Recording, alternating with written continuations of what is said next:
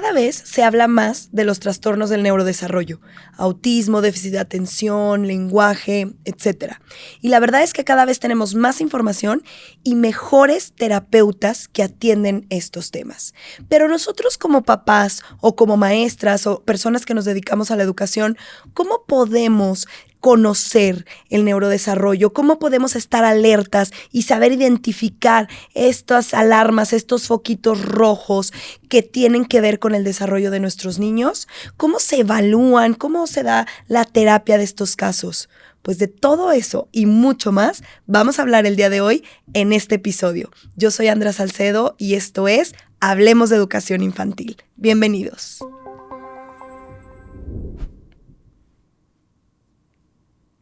Bueno, pues bienvenidos a un episodio más de Hablemos de Educación Infantil. Y hoy me encuentro muy contenta porque tengo una gran terapeuta de todos estos temas que vamos a hablar el día de hoy. Déjenme, se las presento. Ella es Monse. Monse es neuropsicóloga, es psicóloga egresada del ITESO y maestra en Neuropsicología y Educación por la Universidad Panamericana en conjunto con el Centro Universitario Villanueva de España. Desde hace más de 15 años se especializa en el desarrollo neuromaturativo infantil. Monse es directora del centro Little Genius, donde trabaja principalmente en el diagnóstico y el acompañamiento de niños con dificultades en el neurodesarrollo, así como en problemáticas emocionales que impactan el desempeño socioemocional. Y sobre todo, Monse es mamá de 3 hijos. Monse, bienvenida al podcast. Qué contenta que hayas venido. Muchas gracias, Andrea. Al contrario, gracias por la invitación. La verdad es que súper contenta de estar aquí. Nos ha tocado trabajar en conjunto y eso me ha gustado desde hace muchos años. Tenemos trabajando en conjunto y ahora venir acá y poder llegar a más personas y poder compartir un poquito de lo que hacemos y de nuestra pasión en educación, creo que es maravilloso. Gracias por la invitación. Encantada, Monse. A ver, vamos entrando en tema.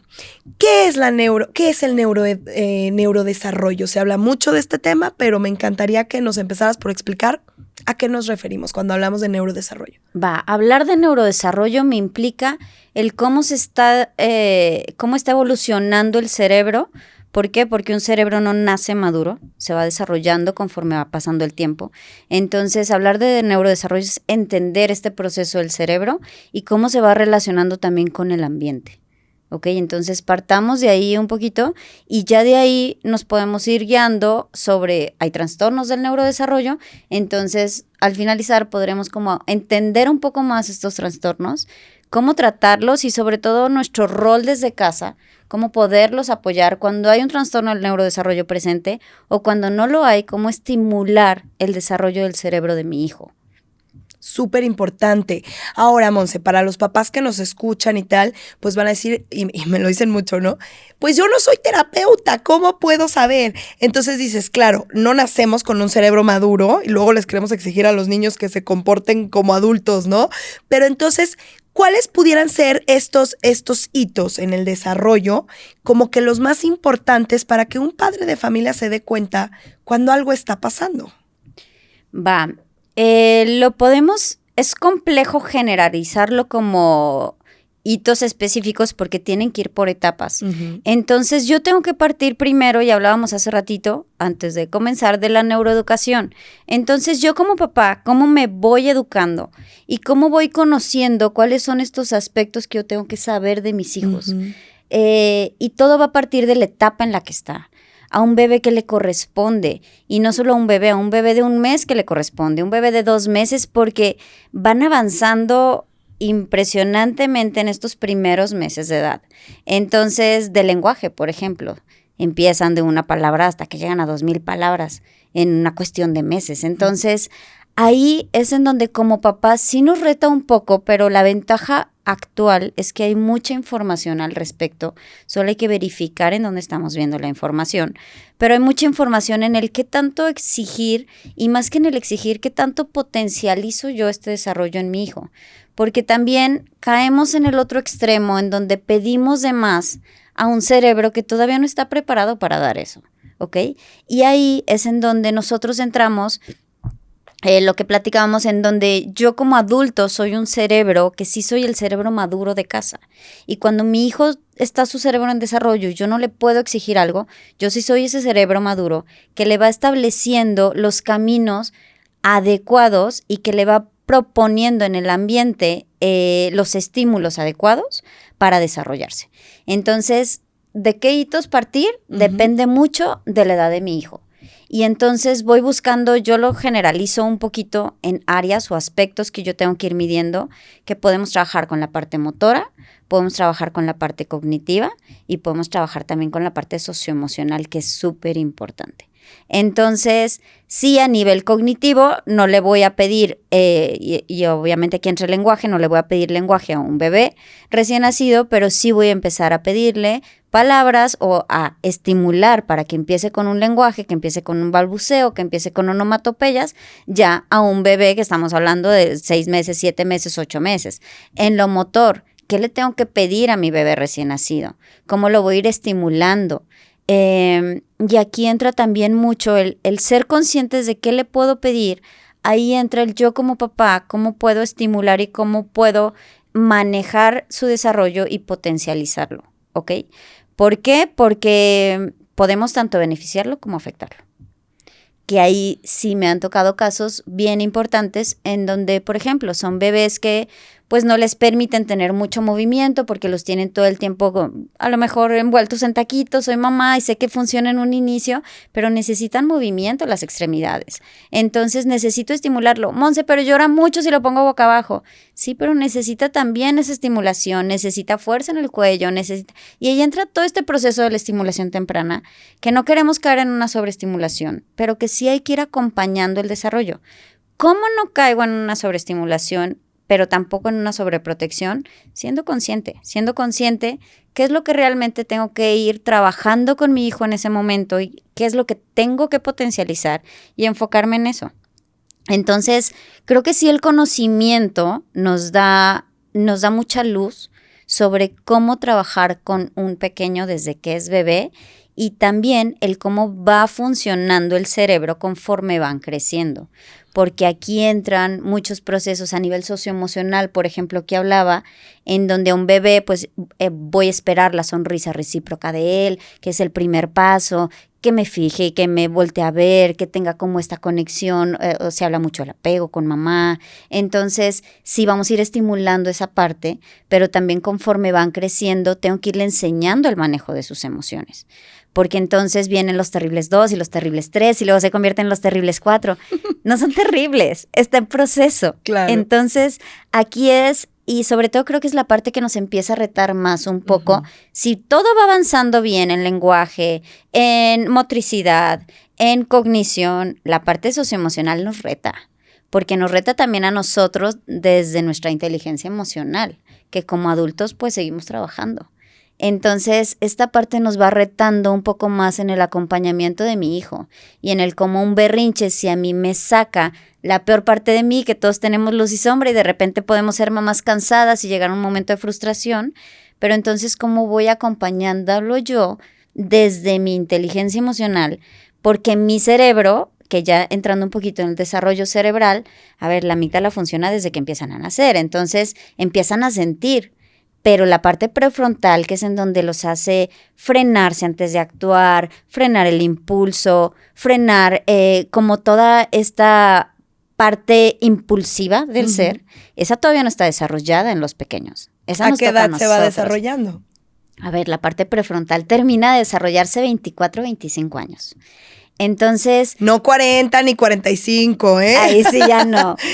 Ya la tenemos desarrollada. Ahí ya debería de estar desarrollada. Exacto. Entonces, aquí en esta parte, el cómo ser ese cerebro maduro de casa. Y entonces, ¿a qué me reta? Y cuando yo estoy dándoles un no o que les quiero enseñar esa forma no se hace, entonces, ¿cómo sí se hace? ¿Cómo sí lo puedo lograr? Y yo doy esas respuestas y yo tengo que estar ahí. Y eso nos exige presencia y eso nos exige calma y eso nos exige madurez emocional. Entonces, y nos lleva a una educación consciente, que creo que eso es algo muy interesante y que podemos acompañar mucho y que hemos escuchado mucho porque cada vez se escucha más de este tipo de educación. Entonces, entiendo yo que hay momentos de frustración como papás. Claro. Entiendo que hay momentos en donde el berrinche de mi hijo ya me ganó y entonces ya me salí yo también de mi centro, pero entonces yo le enseño cómo calmarse. Entonces yo le enseño cómo respiro o me doy mi espacio y le digo, ahorita no puedo, me alejo, me doy mi espacio, regreso a mí y regreso y entonces lo puedo guiar y acompañar para hacer ese cerebro maduro. Entonces, recuerden esa parte, como papás no podemos ser perfectos, pero sí podemos ir acompañando y entre más nos conozcamos y entre más conozcamos el proceso en el que está nuestro hijo, es mucho más sencillo llevar esta paternidad y esta maternidad desde otra línea, no desde la línea porque también traemos mucho aprendido y es una realidad que la educación ha ido cambiando. Entonces, saber de dónde vengo, qué es lo que yo traigo aprendido y qué es lo que quiero modificar, pero sobre todo el ir sentando, poniendo sobre la mesa el cómo lo voy a hacer y que en pareja se platique, porque también no es lo mismo, yo lo quiero hacer de esta manera, pero el papá no, pero mi esposo no lo quiere hacer así. Entonces, ¿cómo vamos a encontrar una línea media? ¿Sí? Y eso es como papás, creo que lo que más nos reta en este sentido del neurodesarrollo y de la neuroeducación. Me encanta esta palabra que dices, neuroeducación. Y creo que ahora, bueno, a los que nos encanta este tema, estamos hablando mucho del desarrollo del cerebro. Explicaste esta parte de la corteza prefrontal. A mí me gusta mucho explicar la teoría de los 3 cerebros. La platico mucho, que se explica pues en Coaches Discipline, se habla mucho de los 3 cerebros. Y el más maduro es este prefrontal, ¿no? Hablaste de la inhibición del impulso, hablaste de ser el adulto que acompaña y que enseña, ¿no? Sobre todo a regular. Y hablaste de estar presentes y conscientes para conocer cómo es el desarrollo de nuestros hijos. Ahora, Monse, ¿cómo nos puedes sugerir que lo hagamos? Porque ahí te va. Gracias a qué chido que tenemos estas redes, estos podcasts, ¿no? De especialistas que sí estamos hablando desde bases científicas. Pero a ver, existe TikTok, existe Instagram y luego las mamás nada más se meten a ver TikTok y luego vieron que, ay, camina de puntitas, tiene autismo. Ah, mi hijo caminó de puntitas, tiene autismo. O sea, creo que hay mucha desinformación. Entonces, ¿cómo se pueden informar antes de llegar al camino de puntitas? Simplemente de, ok, mi hijo tiene 2 años, ¿cuánto debería de hablar? Porque pueden ver a un niño que habla muchísimo y, ay, mi hijo dice una palabra. O mi hijo no habla, pero, ay, dice mi mamá que ya hablará, yo no hablaba de niño. O sea, ¿en dónde se pueden informar o qué consejos les puedes dar tú a los papás? Claro que no nos vamos a aventar ahorita todos los hitos del desarrollo, pero ¿cómo tener esta conciencia de saber si mi hijo va avanzando o está estancado? A ver, creo que aquí parte mucho de una observación y también confiar y escuchar a quienes están a nuestro alrededor. Te voy a ser sincera, muchas veces como papás sí podemos tener como esta información, a veces desinformación, o a veces tanta información que no sabemos qué hacer con ella. Entonces, yo les diría o invitaría a los papás a detenerse e irse a lo básico. ¿Qué es lo que tiene que desarrollar, como les dije, en estas áreas, en lo cognitivo, en lo motor, en el lenguaje y en la parte socioemocional? ¿Qué es lo que tiene que tener mi hijo en este momento? ¿De dónde sacar información? Internet nos brinda una infinidad de información, pero hay que verificar la fuente. Entonces, verifiquemos la fuente, comparemos, entremos con este pensamiento crítico. Y hay muchos checklists de hitos del desarrollo que van separadas por meses, por años, y en estas áreas que les estoy mencionando hay infinidad. Yo soy a la antigüita, yo me voy por enciclopedias del desarrollo en donde ahí me va marcando, pero la verdad es que ahorita hay una infinidad de datos que podemos partir de ahí. Lo que no me gusta es que justo pueden llegar a este momento en donde hasta les genera ansiedad a los papás el tener tanta información y no saber qué hacer con ella. Entonces, tengan la información, pero léanla y valórenla y váyanla comparando con su hijo, porque también el desarrollo se va dando diferente en cada pequeño. Entonces, ¿cuándo es cuando como papá yo puedo decir, aquí algo está pasando? O sea, hay un foquito rojo que me dice que me estoy atorando en algo. Lo que yo los invitaría a hacer es a observar. Primer paso es observar, mantenerte atento siempre al cómo se está comportando mi hijo. Si veo que algo no está logrando, por ejemplo, desde un bebé. Pues no sé, ya tiene 9 meses y no se está sosteniendo en 4 puntos, no quiere gatear, está llegando al año y no se está soltando en el gateo. Entonces, ¿qué hago? Observo y veo qué tanto yo lo estoy estimulando. Yo lo primero que haría como papás, o mi primera recomendación es, observen. Cuando identifiquen algo que se me está saliendo de la norma o que digo, no me está cubriendo esto, modifico ambiente. Entonces, ¿qué estoy haciendo yo? A lo mejor, o qué me está faltando hacer para estimular este punto que veo que se está quedando atrás. Entonces, en el gateo no me quiere gatear, ¿qué estoy haciendo yo? Lo cargo todo el tiempo, no lo dejo boca abajo, llora inmediatamente y lo cargo. Entonces, voy estimulando, voy encontrando, hay infinidad de videos, hay muchos especialistas, hay cursos de estimulación temprana, que me puedo acercar a algún experto a que nada más me diga, ¿cómo lo oriento? ¿Cómo lo hago? Monse, se me está complicando entre los trayectos, mis otros hijos, la economía. Ok, hay mucha información, empiezo a estimular. Damos un tiempo realmente de dedicar específicamente a mi hijo para esa área que veo que se está deteniendo. Un tiempo no me voy a ir a un año, un tiempo me voy a un mes de estarlo estimulando, por ejemplo, en motricidad. Veo que no estamos avanzando. Siempre tenemos ese primer experto cercano, que lo tenemos desde que nace, que es el pediatra. Claro. Nos puede dar una luz importante. Sí, ya le dije a mi pediatra, pero dice que en algún momento, porque también me ha tocado el paso, ok, el instinto de mamá y el instinto de papá, porque no le quiero quitar también ese peso a la pareja, que muchas veces el papá es el que se da cuenta de las cosas. Me encanta que lo menciones porque es verdad, ¿eh? Sí, totalmente. Y me ha pasado en la práctica infinidad de veces y como mamá me ha pasado. Estás tan inmersa en la rutina y en el día a día que no te das cuenta. Y entonces papá llega y, ¿ya viste? Y conmigo sí lo hace y contigo no lo hace. Entonces esa comunicación también nos ayuda mucho. Pero bueno, regresemos. Tenemos ese primer experto que sí nos puede ayudar, que es el pediatra. Entonces vemos que de plano algo no está funcionando. Yo siempre les recomiendo acudir con el especialista en el área. Entonces, si es algo motor y el pediatra nos dice, sí, vamos a una estimulación. Si no es vamos con un fisioterapeuta que nos pueda hacer una valoración realmente y que nos pueda indicar. Hay doctores o hay pediatras especialistas en neurodesarrollo, entonces también podemos asistir con ellos. El lenguaje, vamos con una terapeuta específica del lenguaje.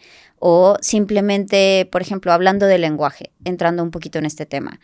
Si mi pequeño no habla, pero si me escucha, si sigue instrucciones, si me voltea a ver cuando le hablo por su nombre, ahí estoy descartando un ingreso auditivo. Entonces, sí, si me escucha, pongo su música de su programa favorito a lo lejos y va gateando para ver el programa.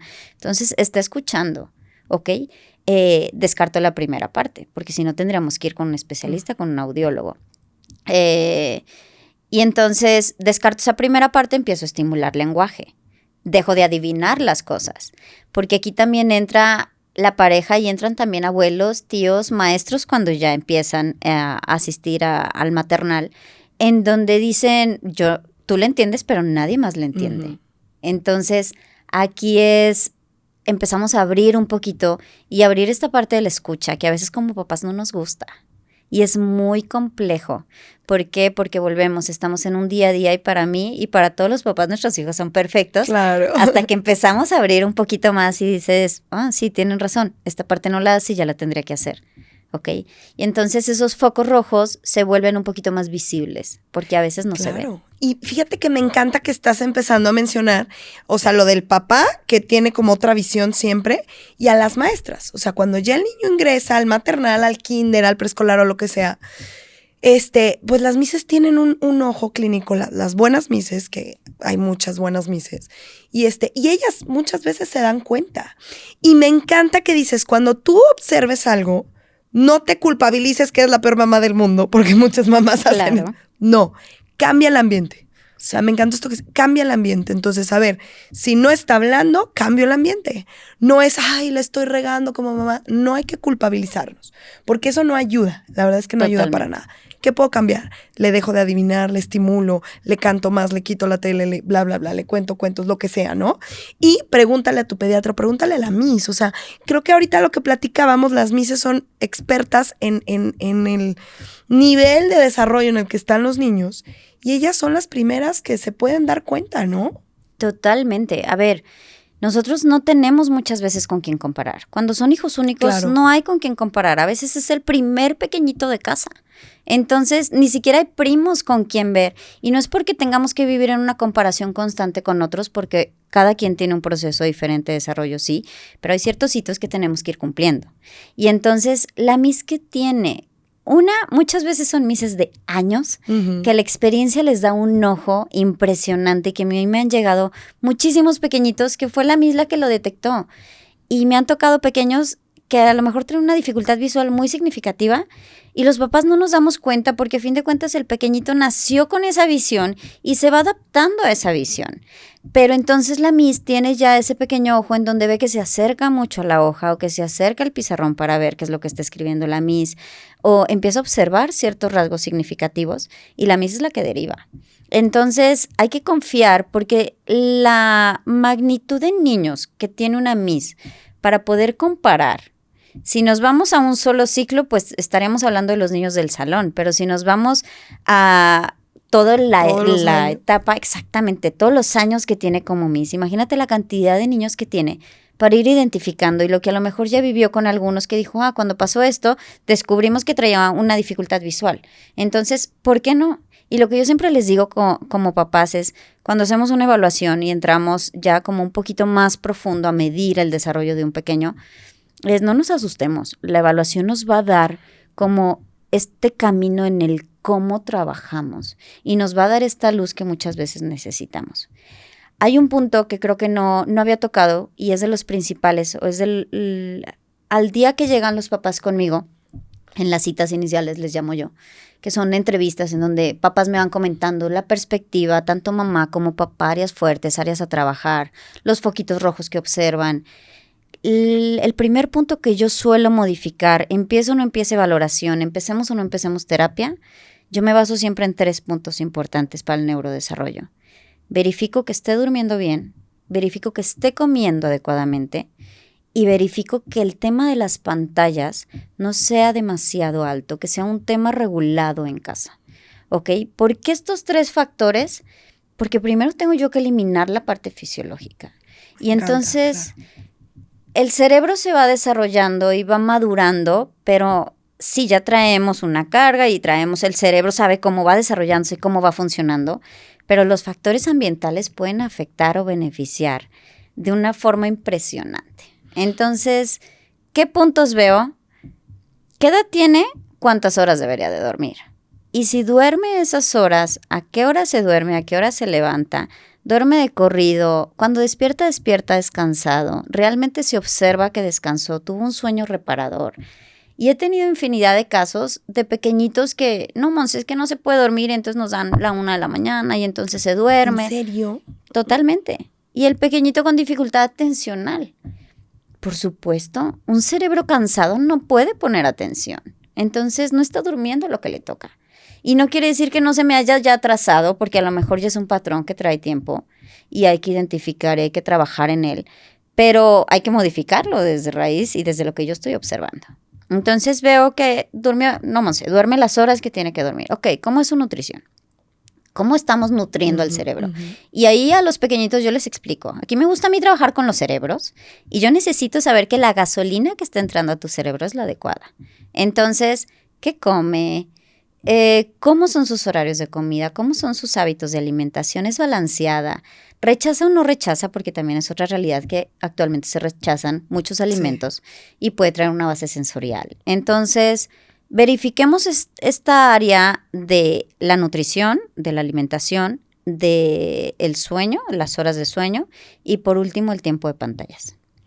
Porque creo que las pantallas son el día de hoy, todos, la realidad es que dependemos ya un poco de ellas.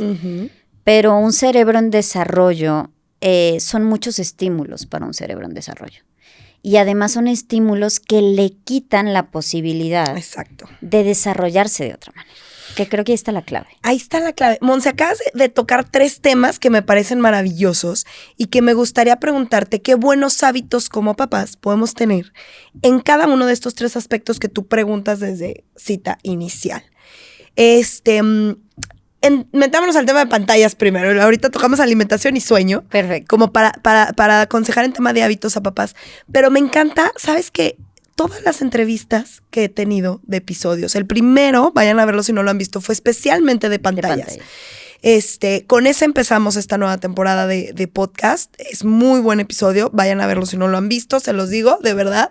Y después tuve una pediatra, me habló del tema de pantallas. Una terapeuta de lenguaje me habló del tema de pantallas. Una psicóloga que trabaja con disciplina positiva me habló del tema de pantallas. O sea, es inevitable que si hoy en día, año 2025, casi 2026, capaz que este episodio se ve en el 2026, si estamos hablando de educación infantil, estamos educando en un mundo digital, del que nosotras no crecimos en un mundo digital, y no es que estemos tan grandes, pero es una realidad, no tiene tantos años esto.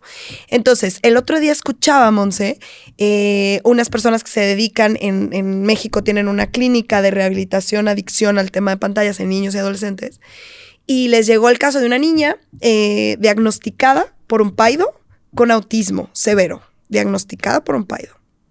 Cuando ellas empiezan a trabajar el tema de la adicción en pantalla, se dan cuenta que pasaba en pantallas de 7 a 10 horas diarias, desde bebé. Sí, yo también me impresioné, dije, ¿cómo? O sea, pero bueno, 7 a 10 horas diarias desde bebé. Y cuando empiezan a trabajar con ella y a retirar paulatinamente el uso de pantallas, la niña no tenía autismo. Uh-huh. Obviamente pasaba esto, ¿no? Todo el estímulo que no es para tu cerebro tal, ahorita nos lo platicarás, y todo lo que deja de hacer un niño por estar en las pantallas. Entonces, tú sí ves casos de niños que están dentro del espectro autista, tú sí ves casos de niños que tienen déficit de atención, trastorno del lenguaje, etcétera. Y lo puedes comparar con un niño que es neurotípico, ¿no? Con un desarrollo esperado, pero que el mal uso de las pantallas se pudiera confundir. ¿Cómo lo ves tú, Monse? A ver, entremos en este tema y sobre todo, ¿qué buenos hábitos pueden tener los papás en este uso? A ver, el uso de las pantallas también creo que va muy acorde, y como papás tenemos que ir identificando la etapa de cada hijo y que le corresponde.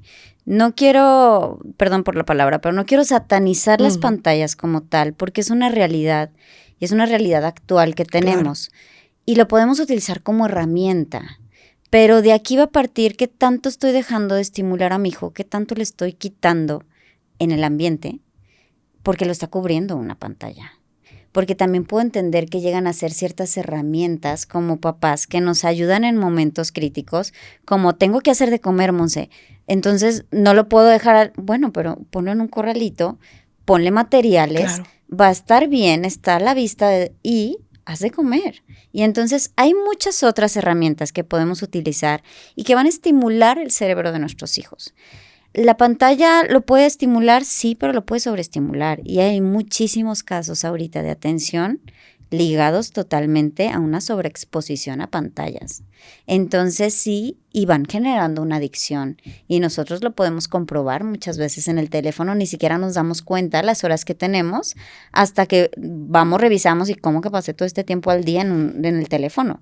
Entonces, ese tiempo como lo pude haber aprovechado de otra manera. Eso como adulto. Ahora imagínense imaginen este cerebro en desarrollo que necesita y que va creciendo en base a lo que va teniendo en el ambiente.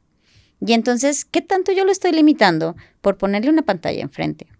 Desde el momento de comer, es que no come si no tiene el iPad enfrente. Y entonces, ¿qué tanto le estoy enseñando a su cuerpo a ir identificando cuando ya está lleno, qué está comiendo, qué tipo de comida ingiere?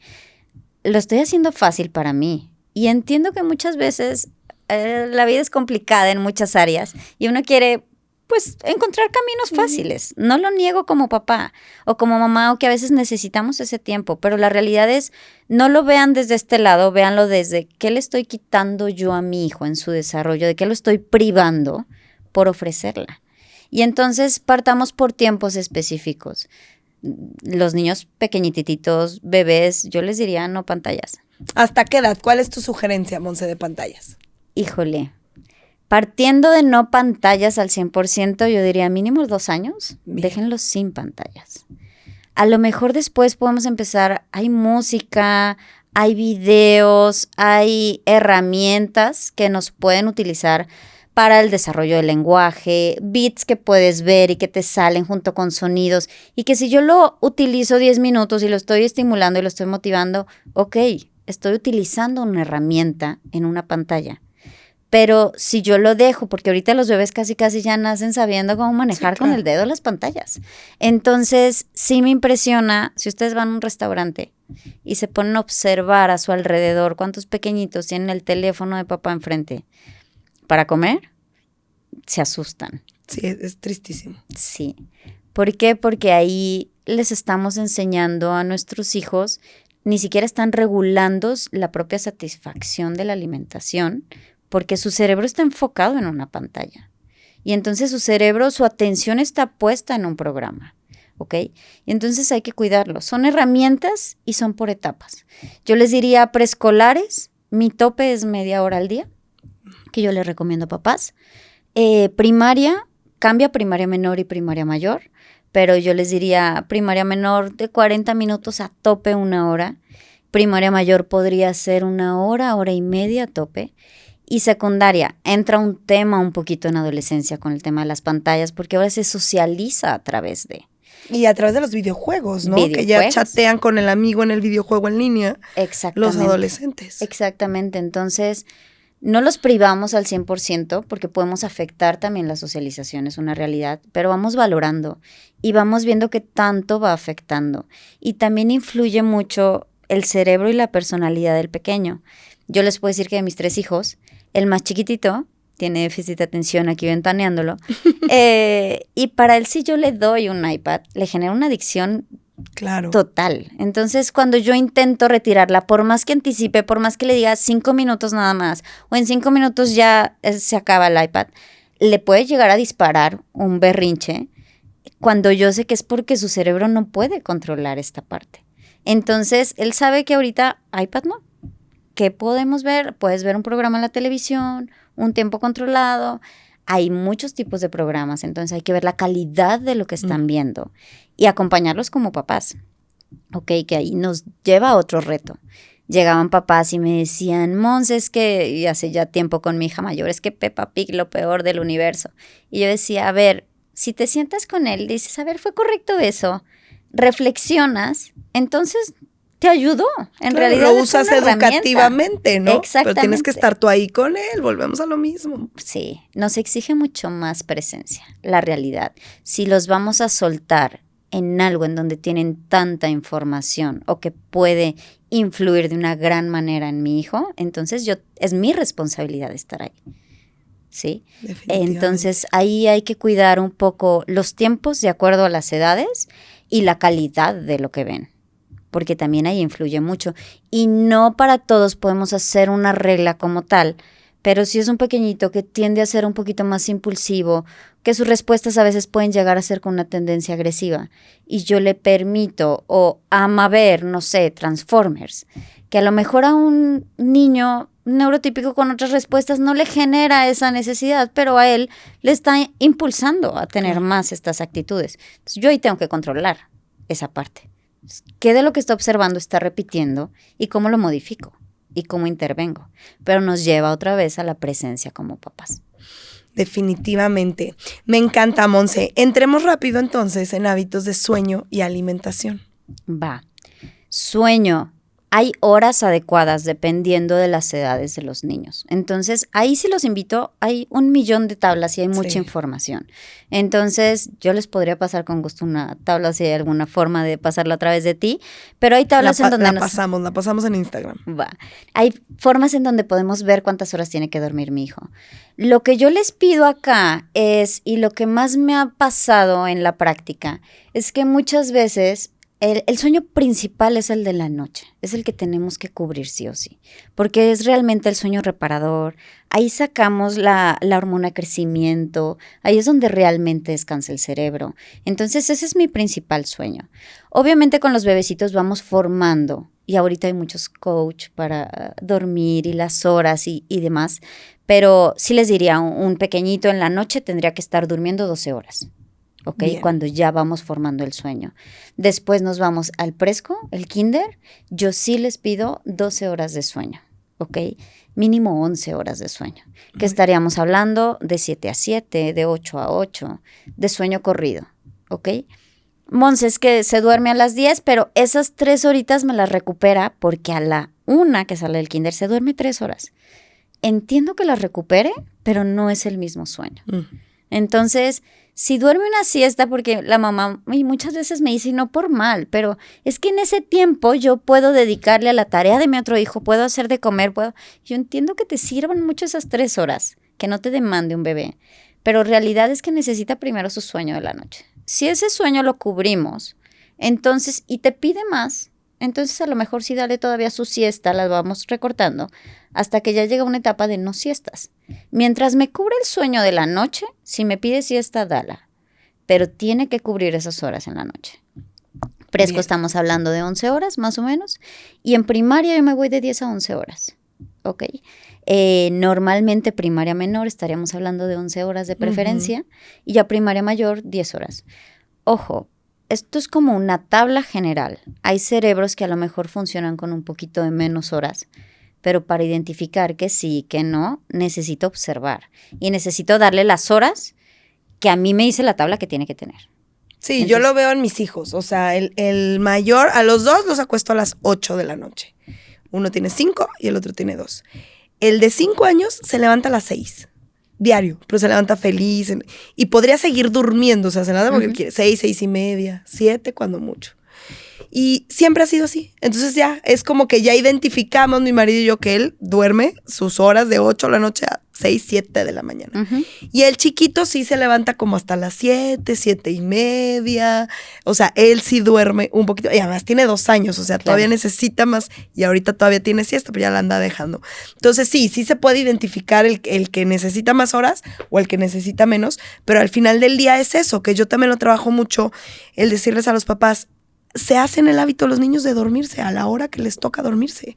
Sí, o sea, justo. ¿Qué hace un niño cenando a las 9 en un restaurante?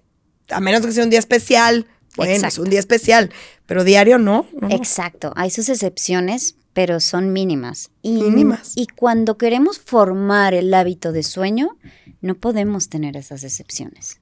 Y entonces eso también es bien importante y nos va a exigir como papás. Son días en donde tenemos que estar en casa, semanas que van a ser complejas, porque estoy formando ese hábito que a lo mejor, Monse no lo tenía formado, ¿ahora qué hago? O sea, duerme muy poquito. Cuida su higiene de sueño, sé muy rutinaria, porque la rutina, a lo mejor me llamarán cuadrada, ahí ventaneándome, en donde vivo me llamaban la señora de las 7, porque yo a las 7 era, todos vámonos, ya es hora de empezar la rutina, entonces yo me iba. Yo soy igual. Sea como sea, me iba.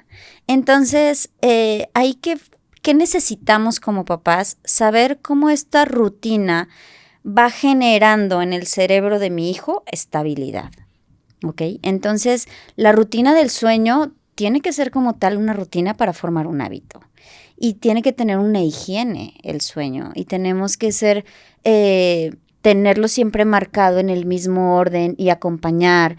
Y, Monse, la melatonina. A ver, primero cúbreme la higiene de sueño. Oye, hoy dan melatonina como chochos, Monse. Me ha tocado mucho ahorita que tocas el tema, o sea, para todo es melatonina. Y entre mamás se recomiendan, ¿eh? Sí, totalmente. Dale tal.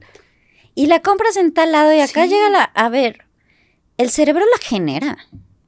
Esa es su chamba. Exacto. Si yo se la doy, ¿qué dice? El cerebro es inteligente. ¿Qué dice? Me la están dando como para qué la genero. Claro. Entonces, ¿por qué damos algo? ¿Por qué estoy privando a mi hijo de desarrollar algo que su propio cuerpo lo hace solo por una comodidad? Ojo, puede haber niños que sí la necesiten. Claro. Totalmente. El pediatra que la... Pero hay que darla por un experto y hay que verificar que realmente la está necesitando.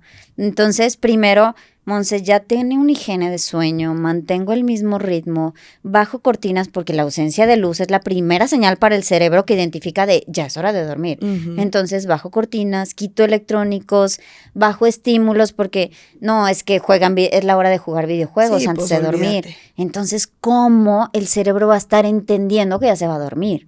El cerebro recibe señales y esas señales sí las controlamos nosotros. ¿Ok? Entonces, como papás, cuidemos esas señales, cuidemos esa higiene de sueño, marquemos los hábitos como tal.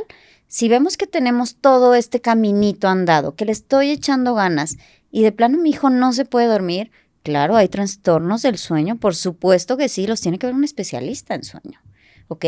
Y entonces sí, a lo mejor requiere una melatonina y han dado psiquiatras melatonina a pacientes míos en donde les ayudan, o medicamentos más fuertes, en donde les ayuda realmente a poder conciliar este sueño, porque si no el cerebro tampoco puede trabajar bien. ¿Ok? Entonces, esta es la importancia del sueño en un cerebro. Y por último, la alimentación. Brevemente, ¿qué nos podrías decir de la alimentación? A ver, en lo general yo diría, tengamos una alimentación balanceada. Y sabemos qué es eso. Que si ahorita está la tendencia de no dar nada de azúcar hasta tal edad, que sí hay tendencias y de la alimentación, el cómo voy alimentando desde un bebé. Pero yo me iría a lo básico. Tengamos una alimentación balanceada, incluyamos frutas, incluyamos verduras, carbohidratos, proteínas. Cada una tiene una función diferente en el proceso madurativo. Hay muchas veces que me llegan pequeñitos con problemas severos de lenguaje y cuando yo pregunto qué tanto come no es que escupe toda la carne, es que no le doy carne a menos que sea muy blandita o se la machaco. Entonces, ¿cómo va a hacer fuerza aquí para poder trabajar con lenguaje? ¿Sabes? Entonces, desde ahí me puede afectar una alimentación, un desarrollo. Claro. ¿El azúcar, Monse, se la quitas a pacientes con déficit de atención, por ejemplo, o no? Les pido a papás que la limiten, ¿sí? Hay muchos especialistas, nutriólogos en el área, en donde muchas veces he derivado. Una vez tuve un caso que yo observaba un déficit de atención marcado y resultó que tenía una predisposición su cuerpo a un mal procesamiento del azúcar. Entonces, eso le estaba generando las dificultades atencionales porque su cuerpo no procesaba bien el azúcar. Entonces, hay muchos factores que pueden influir. Lo que yo les pido es mantengamos observando a nuestros hijos como con este ojo abierto, sin caer en ansiedad, en todo el tiempo estoy evaluando, todo el tiempo, porque tampoco se trata de eso, hay que disfrutar la maternidad. Claro. Pero sí el estar observando y ver, a ver, hoy pasó esto, ¿qué diferencia hubo en el día? Venimos de una fiesta, comió sin medida azúcar y no se puede dormir. Tienes una tendencia, es algo lógico. Entonces ahí es en donde lo empezamos a controlar. Pacientes con déficit de atención, sí. Hay que controlar mucho azúcar, colorantes que está comprobado que nos van afectando.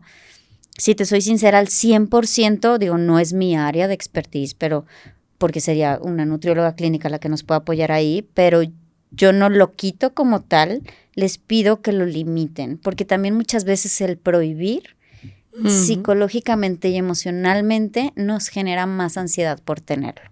Claro. ¿Ok? Entonces, yo les puedo decir que en mi casa hay una canasta que la pueden alcanzar, porque a fin de cuentas los niños alcanzan los dulces en donde encuentran, y los dulces se echan a perder. O sea, llega un punto en donde los tiro, pues se echa un postrecito de vez en cuando. Sí, claro, comiste bien, podemos utilizar un poco, pero tampoco que sea como premio, porque entonces el cerebro lo va relacionando y condicionando, y entonces si yo en algún punto ya de la adultez hemos entendido que me siento mal, necesito azúcar para comer porque eso me da satisfacción, porque yo lo relacioné de chiquita que era un premio. Entonces hay que cuidar esos aspectos que ahorita hay mucha información. Pero si tienen dudas como al respecto específico de colorantes y demás, sí hay mucha información que nos afecta, sobre todo en un déficit de atención, por ejemplo. Definitivamente, Monse. Entonces hablabas, primero observamos a nuestros hijos, conocemos su desarrollo, tiene que ir avanzando de acuerdo a su etapa. Hablamos de estos 3 hábitos como que los más importantes. Ahora, ¿qué pasa si ya hice todo esto check, check, check y sigo viendo foquitos rojos? ¿Cómo hace ese paso el papá de llevarlo a una evaluación y cómo trabajan ya con los trastornos del neurodesarrollo? A ver, ahora sí que me apasiona, me voy a extender, ¿no? En esta parte, el primer punto y para mí lo más importante es que el papá logre identificarlo y logre acceder a ir con alguien que me guíe. Lo que yo les digo es que un diagnóstico no limita, al contrario. Un diagnóstico nos abre el panorama. Entonces, si yo ya identifiqué estos focos rojos y los voy identificando en mi hijo, entonces, ¿qué tengo que hacer? Acudir con un experto. Acudir con alguien que me pueda guiar y me pueda decir, va bien en su desarrollo, estimúlale esta área, no necesita más, o se nos está quedando por debajo, porque sí hay medidas, hay pruebas psicométricas estandarizadas a nivel mundial, que ahora sí a mí me mueven mucho estas pruebas, porque para mí me dan mucha luz. Y no solo es una prueba, que eso también es bien importante identificar. Y he tenido papás que me llegan y me dicen, no, nada más aplícale la prueba de coeficiente intelectual, y yo, a ver, Una sola prueba me da información, pero no me va a cubrir todo un desarrollo. Entonces, ¿y cuál es la magia? Que cuando las pruebas van hablando solas, porque con los resultados se van compaginando y se van enlazando unas áreas con otras, que dices, ok, va por aquí. Y entonces, y al momento de las entregas, por ejemplo, una evaluación que yo realizo es alrededor de una evaluación del neurodesarrollo, me abarca mínimo 6 sesiones. Son 6 sesiones directas con el niño, más la entrevista inicial con papás, más la entrega de resultados. Y en esta entrega de resultados, a mí me gusta mucho hablar con papás y plantear como todas las cartas sobre la mesa y especificar en cada prueba cuál es esas áreas que se me están quedando por debajo, pero también identificar esas áreas que están en promedio o esas áreas que están por encima, porque esas áreas fuertes me van a incrementar o me van a ayudar a levantar a las otras áreas. Entonces, para mí eso es la magia. ¿Por qué? Porque ahí es como papás les digo, a ver, tienes un hijo con esta y esta habilidad por encima, y este talento que tienes que estimular, que tienes que motivarle porque es su área súper fuerte que lo va a levantar. Pero también tienes estas áreas que les tienes que echar ojito y que tienes que trabajar. Y los podemos ayudar, sí, esa es nuestra chamba, poderlos ayudar a mejorar en estas áreas que se identifican por debajo, pero les da una luz. Y un diagnóstico también da mucha luz, ¿ok? Da mucha luz como papás en el sentido, ¿qué voy a exigir? ¿Qué metas le voy a poner? Porque muchas veces hablamos desde nuestras metas o desde nuestra cabeza o desde lo que leímos, pero mi hijo no va en ese nivel. Entonces, ¿qué sí le tengo que ir estimulando? No quiero meter la palabra exigir, pero ¿cuál sí va a ser la meta que le voy a poner a mi hijo? ¿Cómo la voy a adecuar a su proceso madurativo? Y de ahí, ¿cómo la voy a ir aumentando? ¿Y qué necesidades tiene? Entonces, ahí sí me acompaño de terapia, muchas veces me acompaño de médicos, especialistas en el área, porque una cosa es trabajarlo en terapia, pero si traemos algo más profundo, necesitamos especialistas que nos acompañen. Y entonces es un trabajo interdisciplinario. Ni siquiera es totalmente en el centro, es hablando de muchos otros lugares que nos pueden apoyar y muchos otros especialistas que necesitamos ir de la mano. Y no solo médicos, ir de la mano con el colegio. También me ha pasado que no quiero que el colegio se entere de nada porque van a establecer etiquetas, que entiendo ese miedo como papás y que nos puede surgir. Pero también si el colegio no está enterado de qué es lo que tiene que trabajar con mi hijo, entonces, ¿qué confianza estoy depositando en ese colegio en donde mi hijo está a la mitad de su día y no tiene mi confianza? No, le pueden exigir de más, como dices tú. O sea, si el colegio no está enterado que este niño tiene un diagnóstico, entonces van a estar esperando algo de él distinto y va a afectar en su autoestima, va a afectar en su socialización. Totalmente. Y de verdad se genera un trabajo en conjunto con colegios maravilloso, en donde los maestros entienden mucho. Cuando a veces ellos son los primeros, ellos los que nos derivan o los que ven ese foquito que lo comparten con papás. Papás nos buscan, llegan con nosotros, encontramos un diagnóstico y entonces les ves las caras a los maestros o a las maestras cuando les explicas de una luz de que dices, por fin encuentro por dónde, ¿sí? Y esta parte es maravillosa porque realmente son personas que están mediodía y en donde, por ejemplo, en un trastorno cognitivo, pues son los que les exigen más en lo cognitivo.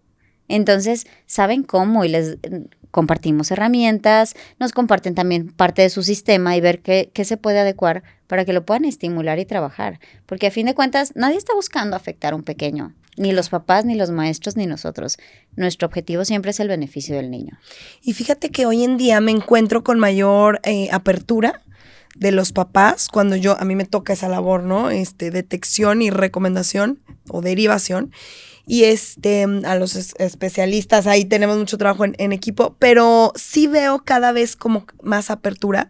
Sin embargo, hay papás que me dicen, por ejemplo, en etapa preescolar, no, pero en preescolar no se puede diagnosticar nada, todo es hasta que tenga 6 años, ¿no? Entonces, a mí me gusta explicarles que hay cosas que se pueden ir trabajando, pero ¿cómo se los explicas tú a los papás de niños menores de 6 años? Porque hay papás que realmente se esperan a que cumpla 6 y no evalúan a sus hijos, cuando hay 80 señales de alerta que te están diciendo 1000 cosas. ¿Cómo les explicas tú a los papás menores de 6 años que sí se puede diagnosticar? Para poder hacer eso, yo ya tengo una base en pruebas, ¿sabes? Entonces eso a mí me ayuda mucho, siendo sincera. Porque si yo nada más se lo digo como por consejo o por lo que estoy observando, pues entiendo al papá que diga, pues tú ves eso, pero yo veo un hijo perfectamente normal que le falta tiempo para madurar. Pero a lo que voy como papás, porque cuesta mucho trabajo y he estado desde el lado del diagnóstico como mamá, el decir, si yo me niego a ver esto, ¿cuánto tiempo le estoy quitando a mi hijo de avance? Y tiempo tan valioso en etapas tan tempranas. Totalmente. Entonces, ¿cuándo es el momento de intervenir? Cuando lo que yo les digo a papás, cuando su desarrollo o cuando mi hijo se está viendo afectado en más de un ambiente. ¿Sí? Cuando yo ya veo que en casa entiendo que, por ejemplo, no está desarrollando el lenguaje, ¿no? Y entonces lo empiezo a estimular y digo, ahí va. Pero si del colegio me habla la Miss y me dice, a ver, no socializa, no puede jugar con sus compañeros porque no sabe cómo expresarse, pierde el rol del juego, pierde el sentido del juego inmediatamente, se está aislando. Ahí ya estamos hablando de dos ambientes. Entonces, esto es un foco muy, muy rojo de decir, acompáñalo. A lo mejor no estamos hablando, por ejemplo, de un problema atencional, ¿no? Que muchas veces nos dicen, esperémonos hasta los 6 años. Y tengo una psiquiatra que muchas veces le derivo, que ella misma me dijo, a ver, yo entiendo que por el libro el medicamento es hasta los 6 años. Pero he tenido un pequeñito, por ejemplo, de 4 años, donde realmente estaba en riesgo su vida. O sea, ya tenía 2 fracturas de brazo, de pierna, se había abierto la piocha y veías al pequeño que no podía regularse. Y entonces sí es uno de los pequeños, de los más chiquitos que he tenido medicados, pero que realmente ahí había muchos otros factores que había que cuidar y que eran más importantes que entender, porque como papás entiendo esta parte de los efectos secundarios, cómo le va a afectar, pero ya está siendo muy afectado. Entonces, más bien, ¿qué le estoy dejando de dar que lo puede ayudar a? Es complejo, yo entiendo, un medicamento neurológico no es fácil de aceptar muchas veces como papá porque tenemos muchos miedos al respecto. Y hay mucho estigma, ¿no? Totalmente. Del medicamento viejo que se usaba. Sí. Exactamente. Pero yo les puedo decir en mi experiencia de estos 15 años que realmente cuando un cerebro lo necesita, el cambio es impresionante. Yo también lo he visto, Monse. Y cuando no lo necesita, yo les digo a los papás, no quiero que sean sus hijos prueba y error, pero les aseguro que si no lo necesita, el mismo cuerpo lo va rechazando, va mostrando señales que obviamente hay que estar en comunicación directa con el psiquiatra o con el neurólogo pediatra y decir, está presentando esto y esto, retira el medicamento. ¿Qué pasó? No pasó nada. Dejamos nada más 1 semana, 2 semanas y no le afectó, pero vimos realmente que no lo necesitaba. Hay muchas veces que hay que ajustar medicamento, hay que ajustar dosis, no era el medicamento adecuado, tenemos que intentar con otro. Eso lo va a indicar el experto en el tema, que generalmente yo los derivo dependiendo de cada caso y de las necesidades, pero es con paido o con neurólogo pediatra. Y se acompaña de la terapia, ¿no? O sea, es que son las dos cosas. El medicamento no suple la terapia. Y hay muchas veces que en el diagnóstico, que también lo he vivido, hay muchos picos y hay picos altos y picos bajos. Entonces papás me dicen, a ver, ahorita no quiero intentar el medicamento, quiero ver mi hijo cómo va funcionando. Entonces yo les digo, ok, vamos viendo 3 meses de estimular estas áreas que veo que están bajas. Si vemos que no, yo puedo seguir con terapia, pero no va a ser la solución porque es nadar un poquito contracorriente. Entonces vamos mucho más lento. ¿Sí? Y cuando nos acompañamos desde todas las áreas, va fluyendo. Y es ir fluyendo junto con la corriente, ir identificando e ir avanzando. Aquí la prioridad siempre es el pequeñito, lo repito. Y como papás, no hay nada más que queramos que el bienestar de un hijo. Entonces, definitivamente. Ir por ahí creo que es la clave. Definitivamente, Monse. Oye, hay una sección que a mí me gusta mucho, que es de mitos y realidades. Entonces, vamos hablando de mitos y realidades. Vámonos a esta sección para ver cuántas cosas se dicen, a ver si es mito o realidad. Vámonos a esta sección. A ver, el primero, Monse. ¿La sobreprotección puede impactar en el neurodesarrollo de los niños? Sí, totalmente. Es una realidad. ¿Por qué? Es una realidad. Porque a lo que íbamos, el cerebro se va desarrollando, pero también se desarrolla en base del ambiente. Uh-huh. Y entonces, al yo tenerlo sobreprotegido, le estoy evitando el contacto con el ambiente, le estoy quitando estímulos de desarrollo. Entonces, sí he tenido muchos pequeños con sobreprotección que me desarrollan síntomas de TEA, de un trastorno del espectro autista. ¿Por qué? Porque realmente no han podido convivir. Hay muchas veces que es un apego muy fuerte el que se da, que no es porque el apego sea malo como tal, pero más bien hablando de un apego inseguro. Claro. En donde el pequeñito no se anima a ir más allá de la cercanía con mamá, ¿ok? Entonces, o sea, que está aquí pegado de la mamá todo el tiempo. A ver, quiero especificar porque acabas de mencionar algo bien interesante, que es el apego. Las mamás creen que si su hijo está aquí con ellas, es apego. Y, tiene apego, que bueno, no, es que hay apego seguro y apego inseguro, como bien lo dijiste. Un niño con apego seguro es capaz de ir a explorar el ambiente. Un niño con apego inseguro no es capaz de ir a explorar el ambiente. Entonces, este ejemplo que dices, lo aclaro porque luego se malentiende. Si tu hijo no es capaz de ir a de explorar el ambiente, es decir, de ir a jugar y convivir, ir a la escuela y tal, eso es un apego inseguro el que esté contigo. Y apego no significa que lo traigas aquí pegado. Totalmente. A ver, esta sobreprotección que se confunde con un autismo, ¿en qué se da? O sea, en que la mamá no suelta al hijo, ¿cómo más puede sobreproteger? Y evita, y antes se daba más, por ejemplo, en el gateo, pues no quiero que gatee porque se va a ensuciar, y si se ensucia se va a meter cosas a la boca.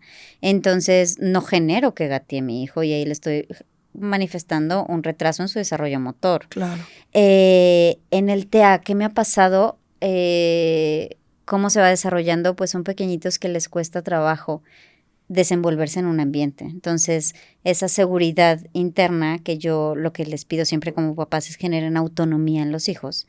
Esa autonomía no la tienen. Entonces, son pequeños tan dependientes de papá o de mamá que no pueden llegar a convivir en lo social con otros niños porque no aprenden esas habilidades. Porque siempre está mamá para solucionarme las cosas. Uh-huh. ¿Ok? Entonces, a ese grado empieza a afectar. Y cuando lo empiezan a notar más, obviamente cuando llegan a ambientes sociales que les empiezan a exigir más. No hay contacto visual. ¿Por qué? Porque también parte de una inseguridad. Un apego inseguro nos lleva a eso. ¿Ok? Entonces hay que cuidar mucho los aspectos, la sobreprotección. Es esperado, también es realidad. Hay muchos factores que me pueden ir encaminando a una sobreprotección. ¿Cómo lo puedo yo identificar como mamá? Cuando tuve muchas dificultades para ser mamá. Entonces, sí, eso pasa mucho. Tiendo a sobreproteger y es natural, porque es mi temor a perder lo que más deseaba que por fin tengo. Entonces lo entiendo. Cuando tuvieron alguna dificultad al momento de nacer, alguna dificultad en su desarrollo, que estuvieron hospitalizados, genero yo ese temor a perder. Un apego creo que nos lleva más a meternos a nosotros como papás y a decir, ¿por qué lo necesito? Porque tengo yo esa necesidad de estar 100% y que mi hijo esté 100% conmigo. Entonces creo que nos reta más. La sobreprotección reta a los papás a identificar el por qué estamos sobreprotegiendo. Me encanta. Es un temazo, la pura sobreprotección, pero quiero recalcar esto que dijiste, fomentar la autonomía en los niños, porque claro, si les resolvemos todos, no se va a desarrollar no se van a desarrollar adecuadamente y puede empezar a mal pensarse o a creer o a confundirse o a afectar definitivamente. Vámonos con el siguiente, Monse. ¿Mito o realidad? ¿El uso de la tecnología no afecta si está bien reglamentada?